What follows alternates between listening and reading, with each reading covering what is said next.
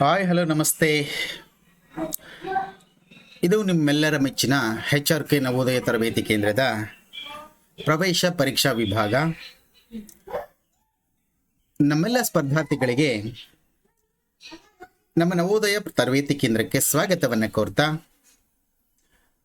ಬಹುಶಃ ನೀವೆಲ್ಲರೂ ಸಹ ನಮ್ಮ ವಿಡಿಯೋಗಳನ್ನು ತುಂಬ ಇಷ್ಟಪಡ್ತಾ ಇದ್ದೀರಾ. ಕೇವಲ ಒಂದು ತಿಂಗಳಲ್ಲಿ 1,000ಕ್ಕೂ ಹೆಚ್ಚು ಜನ ನಮ್ಮ ವಿಡಿಯೋಗಳನ್ನು ಇಷ್ಟಪಟ್ಟು ಸಬ್ಸ್ಕ್ರೈಬ್ ಆಗಿದ್ದೀರಾ.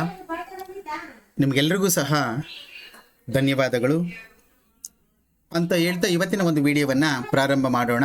ಸೊ ಇವತ್ತು ಸಹ ಒಂದು ಇಂಟ್ರೆಸ್ಟಿಂಗ್ ಆಗಿರ್ತಕ್ಕಂತಹ ಒಂದು ಕಾನ್ಸೆಪ್ಟ್ ತಂದಿದ್ದೀನಿ.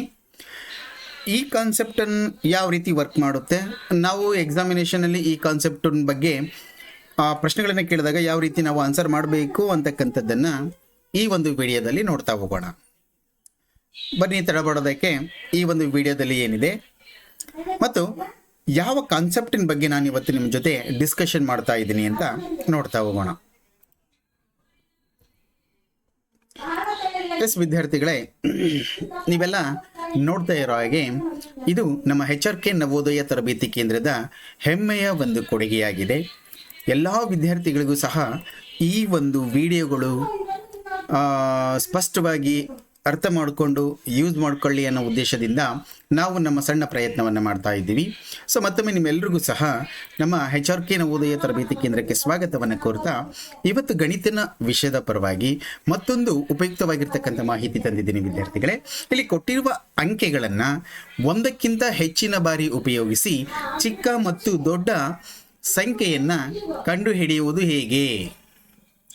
ಸೊ ಕೊಟ್ಟಿರುವಂತಹ ಅಂಕೆಗಳನ್ನು ಒಂದಕ್ಕಿಂತ ಹೆಚ್ಚಿನ ಬಾರಿ ಉಪಯೋಗಿಸಿ, ಅರ್ಥ ಮಾಡ್ಕೊಟ್ರಿ ಕಾನ್ಸೆಪ್ಟನ್ನು. ಇಲ್ಲಿ ಯಾವುದು ನಾನು ನಿನ್ನೆಯ ಅಥವಾ ಒಂದು ಕಳೆದ ವಿಡಿಯೋದಲ್ಲಿ ಕೊಟ್ಟಿರುವಂತಹ ಸಂಖ್ಯೆಗಳನ್ನು ಒಂದು ಬಾರಿ ಉಪಯೋಗಿಸಿ ಅತ್ಯಂತ ಚಿಕ್ಕ ಸಂಖ್ಯೆ ಯಾವ ರೀತಿ ಕಂಡುಹಿಡಿಬೇಕು, ಅತ್ಯಂತ ದೊಡ್ಡ ಸಂಖ್ಯೆ ಯಾವ ರೀತಿ ಕಂಡುಹಿಡಿಬೇಕು ಅಂತಕ್ಕಂಥದ್ದನ್ನು ಹೇಳಿದ್ದೀನಿ.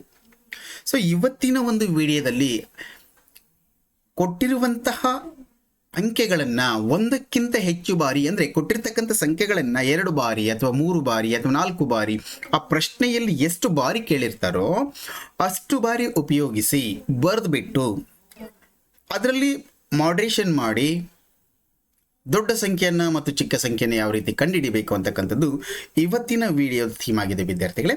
ನೋಡ್ರಿ, ಅದರ ಒಂದು ನಿಯಮಗಳು ಏನೇನಿದಾವೆ ಅಂತಕ್ಕಂಥದ್ದನ್ನು. ಸೊ ನಿಮಗೇನಾದರೂ ಕೊಟ್ಟಿರ್ತಕ್ಕಂತಹ ಸಂಖ್ಯೆಗಳನ್ನು ಒಂದಕ್ಕಿಂತ ಹೆಚ್ಚಿನ ಬಾರಿ ಉಪಯೋಗಿಸಿ ಅದರಲ್ಲಿ ಚಿಕ್ಕ ಸಂಖ್ಯೆ ಮತ್ತು ದೊಡ್ಡ ಸಂಖ್ಯೆಯನ್ನು ಕಂಡುಹಿಡಿಯಿರಿ ಅಂತ ಕೇಳಿದಾಗ ಮೊದಲು ನೀವು ಕೊಟ್ಟಿರ್ತಕ್ಕಂತಹ ಪ್ರಶ್ನೆಯನ್ನು ಅರ್ಥ ಮಾಡ್ಕೋಬೇಕು. ಯಾಕೆ ಅಂತಂದರೆ ಕೆಲವೊಂದು ಬಾರಿ ಕೊಟ್ಟಿರುವಂತಹ ಅಂಕೆಗಳಲ್ಲಿ ಕೇವಲ ಒಂದನ್ನು, ಯಾವುದಾದರೂ ಒಂದನ್ನು ಅಥವಾ ಎಲ್ಲ ಸಂಖ್ಯೆಗಳನ್ನು ಅಂತ ಈ ರೀತಿಯಾಗಿರ್ತಕ್ಕಂತಹ ವಾಕ್ಯವನ್ನು ಫಾರ್ಮೇಷನ್ ಮಾಡಿರ್ತಾರೆ. ಆದ್ದರಿಂದ ಕೊಟ್ಟಿರ್ತಕ್ಕಂತಹ ಒಂದು ಪ್ರಶ್ನೆಯನ್ನು ಮೊದಲು ಅರ್ಥ ಮಾಡ್ಕೋಬೇಕು. ಯಾವುದಾದರೂ ಒಂದು ಸಂಖ್ಯೆಯನ್ನು ಹೆಚ್ಚು ಬಾರಿ ಉಪಯೋಗಿಸ್ಲಿಕ್ಕೆ ಹೇಳಿದಾರಾ ಅಥವಾ ಎಲ್ಲ ಸಂಖ್ಯೆಗಳನ್ನು ಅವರು 2 ಬಾರಿ ಉಪಯೋಗಿಸ್ಲಿಕ್ಕೆ ಹೇಳಿದಾರಾ ಅಥವಾ 3 ಬಾರಿ ಉಪಯೋಗಿಸ್ಲಿಕ್ಕೆ ಹೇಳಿದಾರಾ ಅಂತಕ್ಕಂಥದ್ದನ್ನು ನೀವು ಫಸ್ಟ್ ಅರ್ಥ ಮಾಡ್ಕೋಬೇಕು.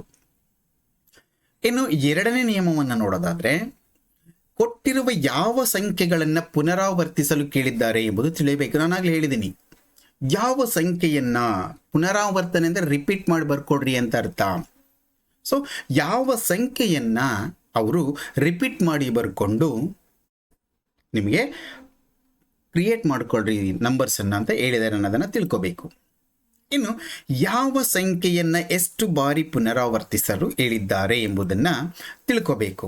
ಇನ್ನು ಪುನರಾವರ್ತನೆ ಸಂಖ್ಯೆಯಿಂದ ಚಿಕ್ಕ ಸಂಖ್ಯೆ ಮಾಡಬೇಕಾ ಅಥವಾ ದೊಡ್ಡ ಸಂಖ್ಯೆ ಮಾಡಬೇಕಾ ಎಂಬುದನ್ನು ತಿಳಿಬೇಕು. ನೋಡಿ, ಅಲ್ಲಿ ಪ್ರಶ್ನೆಯಲ್ಲಿ ಕೇಳಿರ್ತಾರೆ ನಿಮಗೆ, ಕೊಟ್ಟಿರುವಂತಹ ಯಾವುದಾದರೂ ಒಂದು ಸಂಖ್ಯೆಯನ್ನು 2 ಬಾರಿ ಬಳಸಿ ಅಥವಾ 3 ಬಾರಿ ಬಳಸಿ ಅಲ್ಲೇನು ಚಿಕ್ಕ ಸಂಖ್ಯೆ ಮಾಡಲಿಕ್ಕೆ ಹೇಳಿದಾರವಾ ಅಥವಾ ದೊಡ್ಡ ಸಂಖ್ಯೆ ಮಾಡಲಿಕ್ಕೆ ಹೇಳಿದಾರ ಅಂತಕ್ಕಂಥದ್ದನ್ನು, ಈ ಎಲ್ಲ ನಿಯಮಗಳನ್ನು ನೀವು ಅರ್ಥ ಮಾಡ್ಕೋಬೇಕು.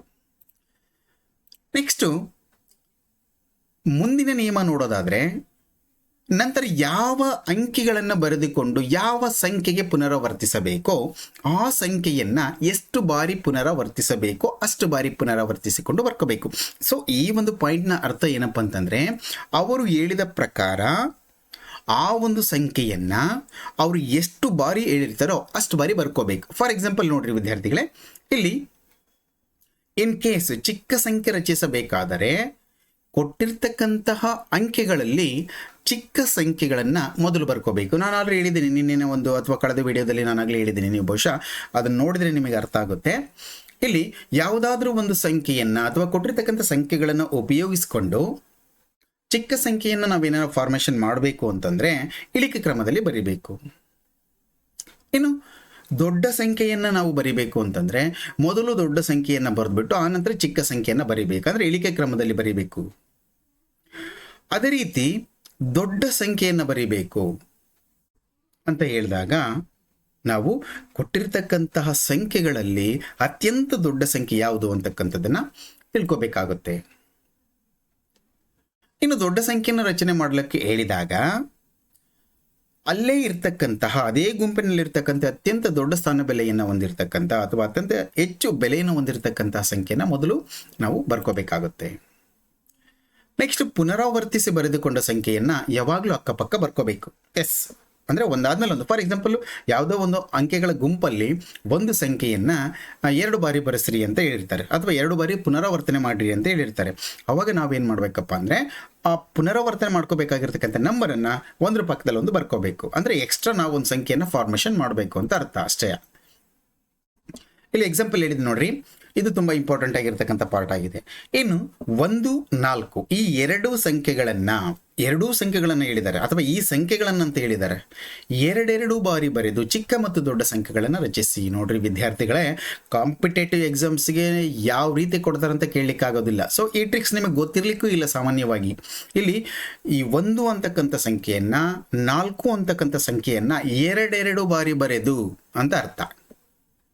ಚಿಕ್ಕ ಮತ್ತು ದೊಡ್ಡ ಸಂಖ್ಯೆಯನ್ನು ರಚಿಸಿ ಅಂತ ಹೇಳ್ತಿದ್ದಾರೆ. ಇಲ್ಲಿ ನೋಡೋಣ ಯಾವ ರೀತಿ ಅಂತ ಹೇಳ್ಬಿಟ್ಟು ಫಸ್ಟು ನಾವು ಕೊಟ್ಟಿರ್ತಕ್ಕಂತಹ ನಿಯಮದ ಪ್ರಕಾರ ನಾವು ಸಂಖ್ಯೆಗಳನ್ನು ರಿಪೀಟ್ ಮಾಡಿ ಬರ್ಕೊಳ್ಳೋಣ. 2 ಬಾರಿ ಅಂತ ಹೇಳಿದ್ದಾರೆ ಅಂದರೆ ಒಂದೊಂದು ಸಂಖ್ಯೆಗಳನ್ನು 2 ಬಾರಿ ಬರೀರಿ ಅಂತ ಅರ್ಥ. ಬಹುಶಃ ನಿಮಗೆ ಗೊತ್ತಿರುತ್ತೆ 2 ಬಾರಿ ಅಂತಂದರೆ ಎಸ್ ಇಲ್ಲಿ ಬರ್ಕೊಂಡಿದ್ದೀನಿ ನಾನು. ಇಲ್ಲಿ ಅವರು ಕೊಟ್ಟಿರ್ತಕ್ಕಂಥದ್ದು ಕೇವಲ 1 ಮತ್ತು 4, ಅದನ್ನು 2 ಬಾರಿ ಬರೀರಿ ಅಂತ ಹೇಳಿದ್ರೆ ನಾನು 1, 1, 4, 4 ಅಂತ ಬರ್ಕೊಂಡಿದ್ದೀನಿ.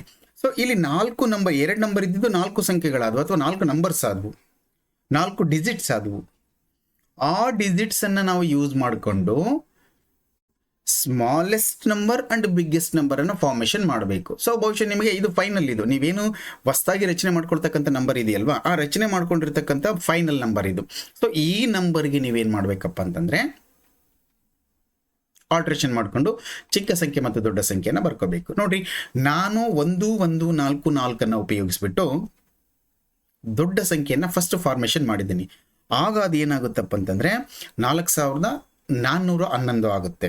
ನಾನು ಕಳೆದ ವೀಡಿಯೋಸಲ್ಲಿ ಹೇಳಿದ್ದೀನಿ, ನಾನು ಸಂಖ್ಯೆಗಳನ್ನು ಉಪಯೋಗಿಸ್ಬಿಟ್ಟು ಅಂಕೆಗಳನ್ನು ಉಪಯೋಗಿಸ್ಬಿಟ್ಟು ದೊಡ್ಡ ಸಂಖ್ಯೆ ಮತ್ತು ಚಿಕ್ಕ ಸಂಖ್ಯೆಗಳನ್ನು ಫಾರ್ಮೇಷನ್ ಮಾಡುವಾಗ ಎಲ್ಲ ಬರೆದಾದ ನಂತರ ಭಾರತೀಯ ಸಂಖ್ಯಾ ಪದ್ಧತಿಯ ಪ್ರಕಾರ ಅದಕ್ಕೆ ಗುಂಪು ಮಾಡಬೇಕು ಅಥವಾ ಅಲ್ಪ ವಿರಾಮ ಹಾಕ್ಬಿಟ್ಟು ಓದಬೇಕು ಅಂತೇಳಿ. ಸೊ ಇಲ್ಲಿ ದೊಡ್ಡ ಸಂಖ್ಯೆಯನ್ನು ನೀವು ಬರ್ಕೊಳ್ಳೋದಾದರೆ 4411 ಆಗುತ್ತೆ. ಸೊ ಅದೇ ನಂಬರನ್ನು ಚಿಕ್ಕ ಸಂಖ್ಯೆಯಾಗಿ ಕನ್ವರ್ಟ್ ಮಾಡಿದ್ರೆ ನಮಗೆ 1144 ಆಗುತ್ತೆ ವಿದ್ಯಾರ್ಥಿಗಳೇ. ಸೊ ಈ ರೀತಿ ನೀವು ಬೇರೆ ಸಂಖ್ಯೆ ಹಾಕಿಕೊಂಡು ನೀವು ಸಹ ಏನು ಮಾಡಬೇಕು, ಪ್ರಯತ್ನ ಮಾಡಬೇಕು. ನಾನು ಜಸ್ಟ್ ಒಂದು ಎಕ್ಸಾಂಪಲ್ ತೋರಿಸ್ತಾ ಇದ್ದೀನಿ. ಇನ್ನು ಎರಡನೇ ಉದಾಹರಣೆಯನ್ನು ನೋಡ್ರಿ, 4, 2, 3, 5ರಲ್ಲಿ 3 ಮತ್ತು 2 2 ಬಾರಿ ಬರೆದು ಚಿಕ್ಕ ಮತ್ತು ದೊಡ್ಡ ಸಂಖ್ಯೆಗಳನ್ನು ಬರೆಸಿ ಅಥವಾ ರಚಿಸಿ ಅಂತ ಕೊಟ್ಟಿದ್ದಾರೆ. ನೋಡ್ರಿ ವಿದ್ಯಾರ್ಥಿಗಳೇ, ಇಲ್ಲಿ ಪರ್ಟಿಕ್ಯುಲರ್ ಆಗಿ ಇಂಥದೇ ನಂಬರನ್ನು 2 ಬಾರಿ ಬಳಸ್ರಿ ಅಥವಾ 2 ಬಾರಿ ಬರೀರಿ ಅಂತ ಹೇಳಿದ್ದಾರೆ. ಯಾವ್ಯಾವ ನಂಬರು ಅದನ್ನು ಅರ್ಥ ಮಾಡ್ಕೋ. ಫಸ್ಟ್ 2 ಮತ್ತು 3 ಅಂದರೆ ಆ ಕೊಟ್ಟಿರ್ತಕ್ಕಂಥ ಡಿಜಿಟ್ಸ್ಗಳಲ್ಲಿ 2 ಫಸ್ಟ್ ಮತ್ತು 3 ಈ ನಂಬರ್ಗಳು ಇದಾವಿಲ್ಲ ಅಂತ ಕನ್ಫರ್ಮ್ ಮಾಡಿಕೊಡ್ರಿ ಫಸ್ಟ್. ಎಸ್ ಇರೋದಾದರೆ ಅವುಗಳನ್ನು ಆ್ಯಸ್ ಇಟ್ ಈಸ್ 4 ಆದಮೇಲೆ ನೋಡಿರಿ, ಫಸ್ಟ್ ನಾನು ಫಾರ್ಮೇಷನ್ ಮಾಡ್ಕೊಂಡಿದ್ದೀನಿ. ಕೊಟ್ಟಿರ್ತಕ್ಕಂಥ ನಂಬರ್ಸ್ ಯಾವ್ಯಾವ ಇದ್ದಾವೆ, 4, 2, 3, 5 ಈ ಸಂಖ್ಯೆಗಳು ಇನಿಷಿಯಲಿ ಕೊಟ್ಟಿರ್ತಕ್ಕಂಥ ನಂಬರ್ಸು. ನೆಕ್ಸ್ಟು 2 ಬರೆಯಬೇಕಾಗಿ 2 ಬಾರಿ ಬರೆಯಬೇಕಾಗಿರ್ತಕ್ಕಂಥ ಸಂಖ್ಯೆಗಳು ಯಾವಪ್ಪ ಅಂತಂದರೆ 3 ಮತ್ತು 2. ಎಸ್ ನೋಡಿ, ನಾನು ಬರ್ಕೊಂಡಿದ್ದೀನಿ, ಈ ರೀತಿ ಬರುತ್ತೆ. ಸೊ 4, 2, 2, 3, 3, 5, 5. ಸೊ ಇವುಗಳನ್ನು ರಿಪೀಟ್ ಮಾಡಿ ಬರ್ಕೊಂಡಾಗ ಟೋಟಲಿ ಇನಿಷಿಯಲ್ ಆಗಿರ್ತಕ್ಕಂತಹ ನಂಬರ್ಸ್ ಎಷ್ಟಪ್ಪ ಅಂದರೆ 4. ಸೊ ಈಗ ಫೈನಲಿ ನಾವು ಬರ್ಕೊಂಡಾದ ನಂತರ 2 ಬಾರಿ ಬರ್ಕೊಂಡಾದ ನಂತರ ಆಗಿರ್ತಕ್ಕಂಥ ನಂಬರು ಸೊ 6 ನಂಬರ್ ಆಗಿದ್ದಾವೆ. ನೆಕ್ಸ್ಟ್ ಅದಕ್ಕೆ ದೊಡ್ಡ ಸಂಖ್ಯೆಯನ್ನು ಫಾರ್ಮೇಷನ್ ಮಾಡೋದಾದರೆ ಇಲ್ಲಿ 5,43,322 ಆಗುತ್ತೆ. ಚಿಕ್ಕ ಸಂಖ್ಯೆಯನ್ನು ನಾವು ಫಾರ್ಮೇಷನ್ ಮಾಡೋದಾದರೆ ಇಲ್ಲಿ 2,23,345 ಆಗುತ್ತೆ. ಬಹುಶಃ ಈ ಕಾನ್ಸೆಪ್ಟ್ ಅರ್ಥ ಆಗಿದೆ ಅಂದ್ಕೊಂಡಿದ್ದೀನಿ ವಿದ್ಯಾರ್ಥಿಗಳೇ.